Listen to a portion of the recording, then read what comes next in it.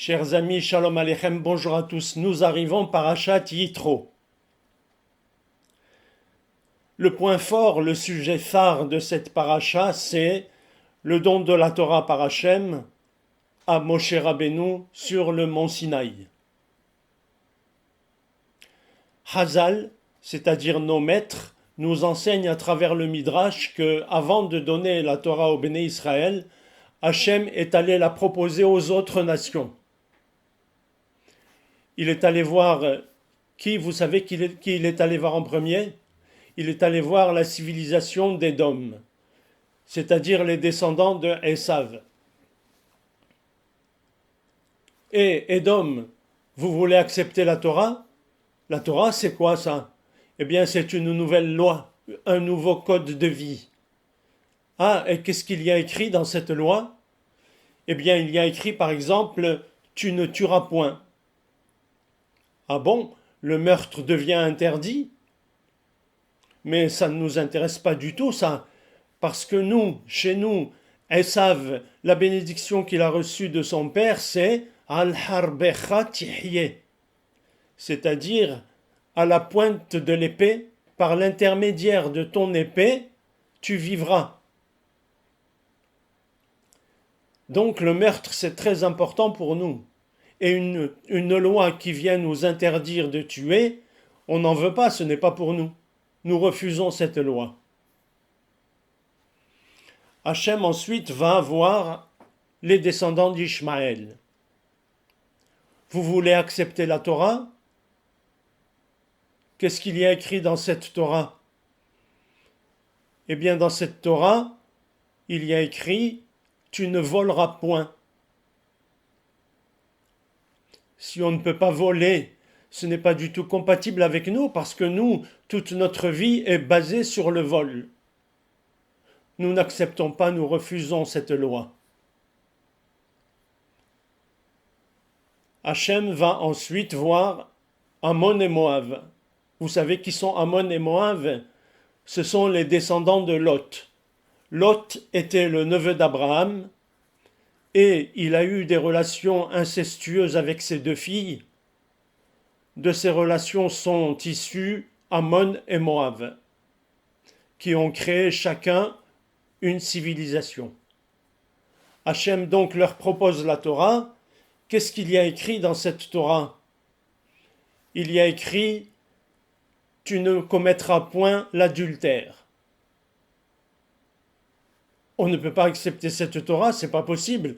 Nous-mêmes, nous sommes le fruit de l'adultère. Nous refusons. Bien. À la suite de tous ces refus, Hachem va enfin présenter la Torah au Béné Israël. Vous voulez la Torah? Qu'est-ce que les enfants d'Israël répondent? Ils répondent Na'aseh venishma. Nous ferons et nous comprendrons. Autrement dit, Hachem, la Torah que tu nous proposes aujourd'hui, nous l'exécuterons et plus tard nous essaierons de comprendre le pourquoi du comment. Voilà de quelle manière les Béné Israël ont accepté la Torah sans poser aucune condition ni aucune question. Ça, c'est ce que nous enseignent les sages à travers le Midrash. Le Midrash, c'est le Midrash Yalkut Shimoni, et aussi c'est rapporté dans le Midrash Echa Rabba. Jolie histoire, n'est-ce pas? Alors la question qui va se poser ici, ou la remarque que l'on peut faire, c'est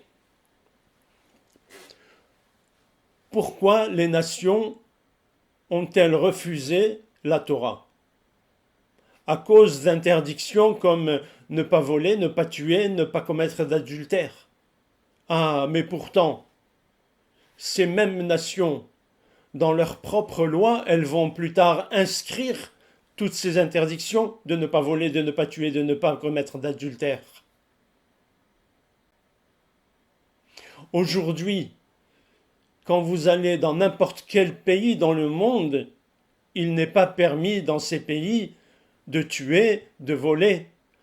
Pour l'adultère, je ne sais pas, ça dépend peut-être des pays, mais en tout cas à l'époque, c'était officiellement interdit.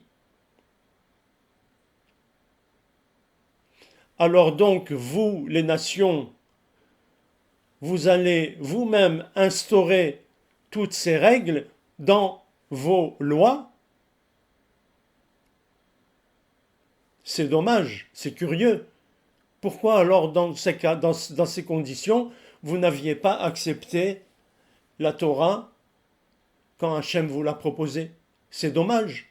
Si vous l'aviez accepté, aujourd'hui vous seriez le peuple élu.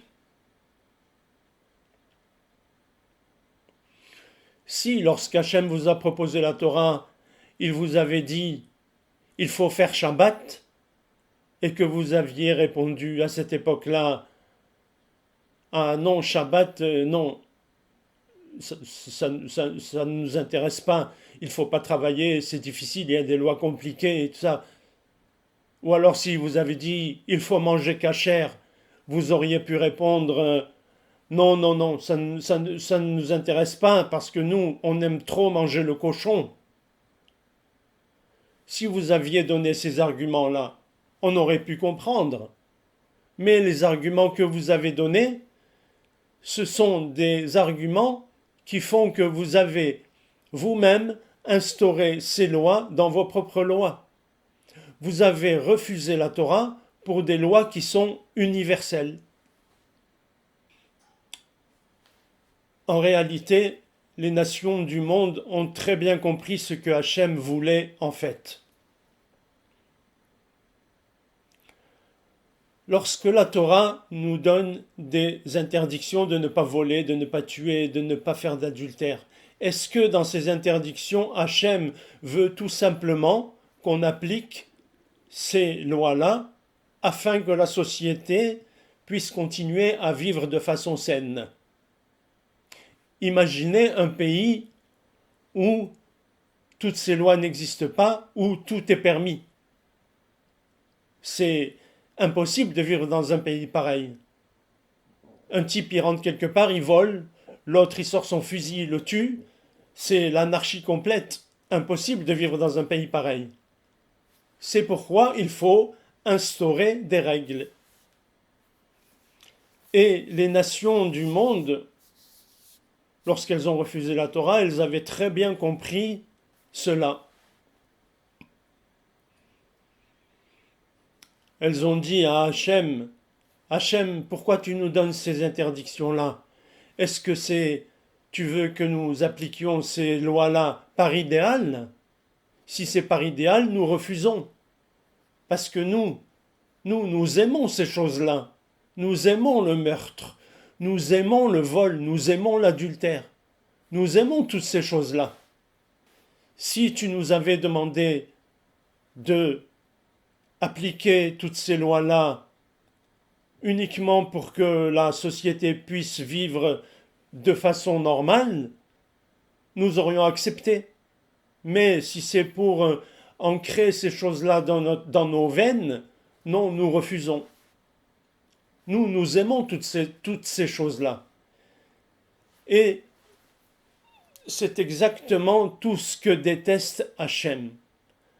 Hachem, lorsqu'il nous donne ces lois de ne pas tuer, de ne pas voler, de ne pas commettre l'adultère, ce n'est pas uniquement pour que nous les appliquions comme ça, comme des actes à appliquer.